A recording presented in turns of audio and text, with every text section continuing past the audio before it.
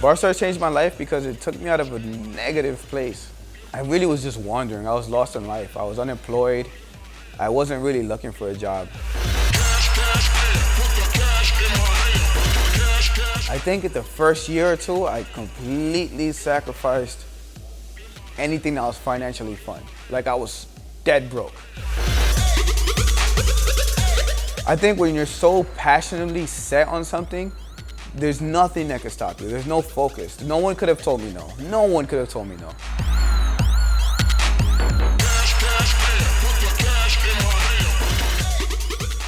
My passion is calisthenics, freestyle calisthenics to be exact. I've always been an introverted kid or shy, and I felt like freestyle calisthenics gives me the way to express myself. So I started off with just exercising in general, being inspired by my older brother. And calisthenics is what had available to me at a young age because I couldn't afford weights, I couldn't afford a gym membership. You can't afford anything that at 10 years old. So I just did push-ups and sit-ups and squats. As I got older into my teenage years, I started learning these creative exercises, like, typewriter and anything that challenges you creativity-wise. And through that, I felt at home. I felt like I could really express myself and really feel like I fell in love with something. It was probably one of the first things I fell in love with in my life was that, calisthenics.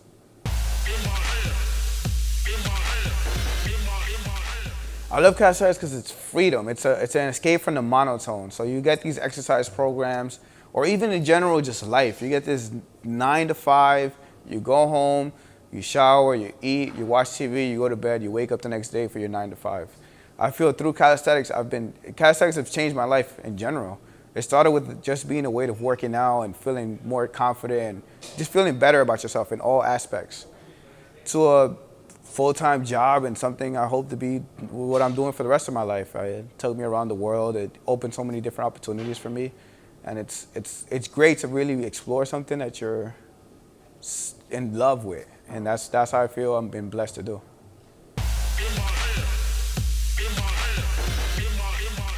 I started BarStarzz after training with my two friends, John and Tony. This was maybe 2008, a couple years ago. And I was off and on calisthenics, but mostly off. And I was just in the wrong place in my life where I just really was wandering and didn't know where I fit in. My friends told me to go to the gym, so I would start going to the gym with them. And they would start practicing these pull-ups. And there's stuff that I did as a kid, but I've been so out of touch that I'd never really practiced it again. Then I seen what they were doing, like typewriters, and I was like, oh, this is something I did as a kid, let me try it. And I tried it. And then I felt I was really good. And well, we all were collectively learning together and building with each other. So from there, we were like, yo, we should start something that represents the neighborhood. So I came up with the name BarStarzz, and it was like, I invested the little money I had in a camera. I was unemployed at the time, so I invested all the money I had in the camera, a website, and a friend created the website for me. And then I decided to start filming YouTube videos. So we went out, we filmed. I didn't know how to edit, so I had to buy this random program at this random computer store. I plugged it in, I installed the camera, and I just tried to do it every day. Eventually, we filmed our first video, we put it out, and people loved it. People never seen there are other people that's worked out similar, but I guess for our atmosphere, no one really seen that before, and they were going crazy about it. And from there, BarStarzz just kept growing. We made social media pages. My cousin told me about Facebook, and she made a Facebook group for us. People just started liking it, and one day to the next, it feels like it's grown to as big as it is now.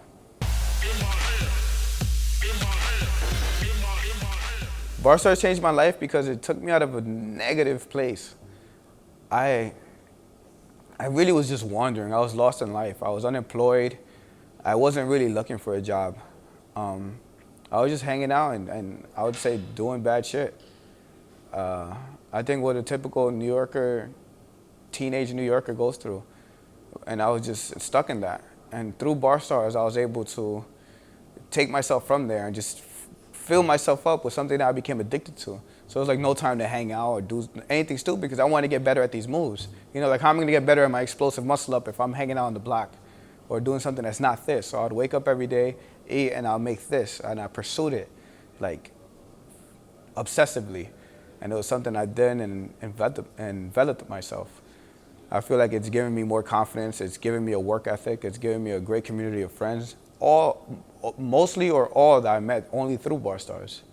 And it's opened many opportunities for me. I've flown to maybe 30, 40 countries now, and I never would have done that on my own. As a kid, all I've been to is Dominican Republic. So now I'm getting contacted for these workshops or different opportunities that take me from different places. And like, you know, you come off the plane and people know who you are, or people want to say hi, people want to hang out. And I never would have had that before. And I think most people don't get the chance. So BarStarzz was able to give me that blessing. That's the #1 thing that you're gonna get is naysayers. I've gotten naysayers from my own family, my parents, anyone. I remember buying the first BarStarzz t-shirts. My parents would tell me, "Yo, sell them. No one's gonna buy them. You know, whatever." So unsupportive. And my dad was nicer about it. My mom was pretty vicious. My dad was like, "Hey, you know, just look for a job training program. I'll pay for you. Don't worry about it." Then I have people at the park like, "Yo, this guy's a bum. Why he keeps coming to the park to train?" You know. And it's funny because some of the same people that would talk about me are like 5, 6 years later coming up to me in the park asking me for advice. And this is like a literal thing. Like people see it in quotes, but yeah, I've had a guy who'd you know, look at me and down talk me, and then now a couple years later he sees me at the park. He goes, "Yo, how do you do this? How do you do that?"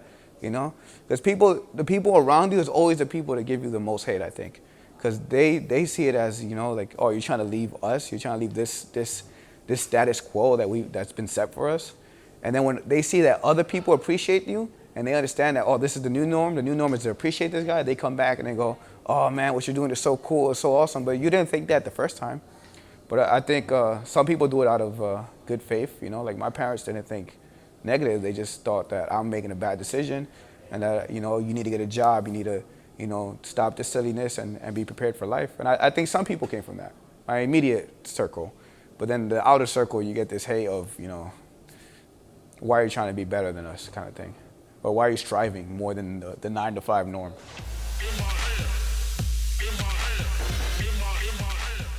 I think when you're so passionately set on something, there's nothing that could stop you. There's no focus. No one could have told me no. No one could have told me no. No matter what information you provided to me, why I would fail, whether I thought that was right or wrong was not even something that came to my head. Like, I love calisthenics.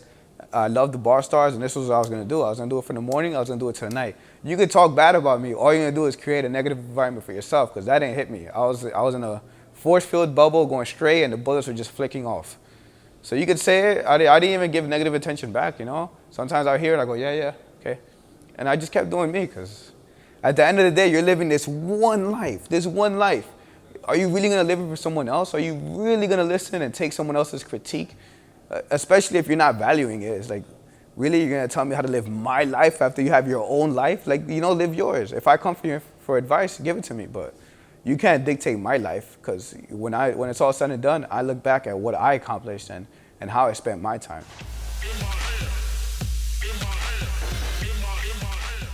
I think at the first year or two, I completely sacrificed anything that was financially fun. Like, I was dead broke. Like, all my money went into like BarStarzz. So it's like, "Oh, you want to go out for drinks?" I was like, "Nah, I'm just gonna stay home and watch movies."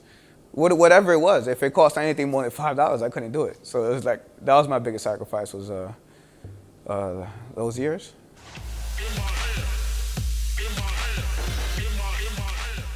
I'm 1,000% happier than I was before.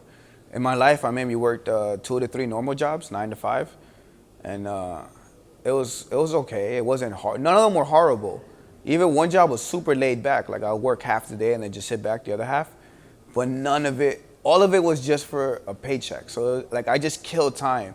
And then once you like really start to value time, you realize like, you can't just kill time. You can't just let time pass. Like, I was coming in for these 8 hours doing something I didn't want to do just because you have to afford to live, you know? Like, how could you not afford to live? And yeah, like now that I'm in a position where I don't have to, like, you know, I could control my destiny. You know, I could work a little harder, make a little more. I could work less, but enjoy life. So I'm in control of myself, and I'm happy, and I value that a lot. It's opened so much for me.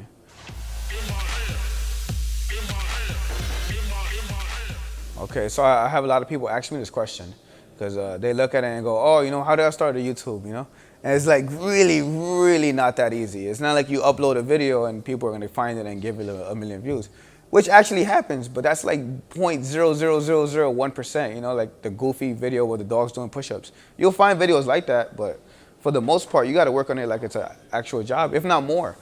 YouTube had a different algorithm when I was starting, so it was like you were able to spam. So I spammed everywhere see a link, everywhere. I'm talking about from the moment I woke up, I'll have my breakfast and I'll sit down on the computer, spam. Workout, spam. I'll hit up blogs, ask them to share it. I ask Facebook pages to share it. I'll post it on Facebook. It's really like obsessive, just like a job. It's not like something like you just make it. Even if it's the most awesome video in the world, make it. Have a $100,000 budget. Put this amazing video together. If you don't put in work, no one's gonna see it. You could just upload it and walk away. No one's gonna see it. So pursue it as if you're pursuing an actual job, because it is. Have good content. That's very important. Have high quality video. No one watches non-HD video anymore. I would watch a video, and if it's non-HD, I pretty much click away. Make it short and to the point. I think a lot of people are like into these cinematic intros and just like, oh, it's gonna look so cool, an explosion here. It's like, again, I would click away. I think look at content, as if you're the viewer and don't be biased. Because a lot of people wouldn't watch a long intro video, but they'll put a long intro video in theirs and go, yeah, people are gonna watch this. It's like, no, the same people don't appreciate this long intro. Make the video about what it's about and straight to the point. Post consistently. You should be somewhere there. If you post good content and make it consistent, people want to go searching for your page. Like I have some motivational pages I follow or some workout pages I follow. I'm looking forward to see the next post. Again, but you could also post too consistently. So if you're posting, I guess that also goes with bad content. You could also post bad content and also very consistently, which is bad and actually horrible, because I'll stay away from your account. But I think generally, if you look at it as if you look at it yourself, and remember, because it's so hard not to be biased when you're doing it yourself, because you think everything you do is awesome. Like, yo, this video is awesome. Look how many times they got me doing this. But I think you need to separate yourself from that. Look at it from a standby and see, would I watch that video? Would I care about how many times he's doing this from this many angles? Would I want to see someone who uploads 6 or 7 selfies back to back? I have close friends that I watch on Instagram, and I had to unfollow them because it's like I'm scrolling through selfies every time. So good content, make it consistent, but not too consistent. I'd say Facebook, 2 posts a day. Instagram, you have more leeway because of the algorithm, 3 or 4. Twitter, you can post all day because of the algorithm. YouTube's weird algorithm changed recently, so you have to post maybe once a day at tops.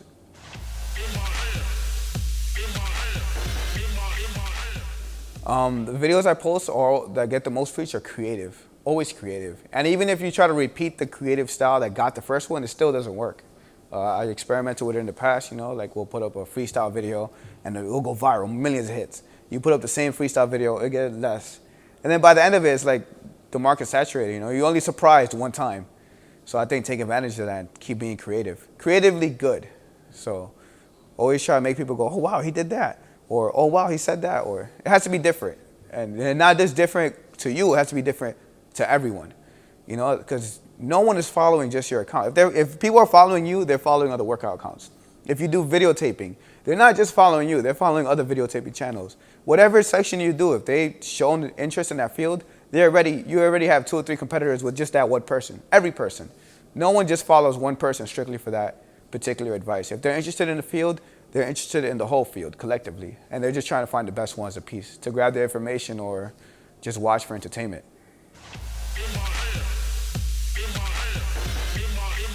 If you want to do calisthenics right now, I think focus on the basic exercises like a plank, bodyweight squats, maybe wall push-ups. These are the basic exercises that it's not going to take a lot of strength, and most people of average strength could start practicing it. And from there, just keep in mind that you have to have a gradual increase, but at your own pace. So once you know you're doing 1 million squats, more realistic, once you're doing 20 bodyweight squats, maybe you should move on to the harder variations like jumping lunges or jumping squats. Same thing when you're doing 20 wall push-ups. Once that becomes too easy, you can start moving on to the variations on the floor, regular push-ups, and stick to it. You're going to progress. It might be slow. But stick to it, and down the line, you'll be amazed at how far you go, you know? Like, I didn't wake up one day to be able to do a muscle up. I still remember every day, like, struggling, trying to go up, and just really being passionate about it. And same thing with pull-ups. There was a point when I couldn't do a pull-up. So everyone had that point. Anyone you're thinking about, they had a point where they had to start. So start with the basics, be patient, and just know that you'll get to whoever you're looking towards, but it's gonna take a while, and so make it a journey.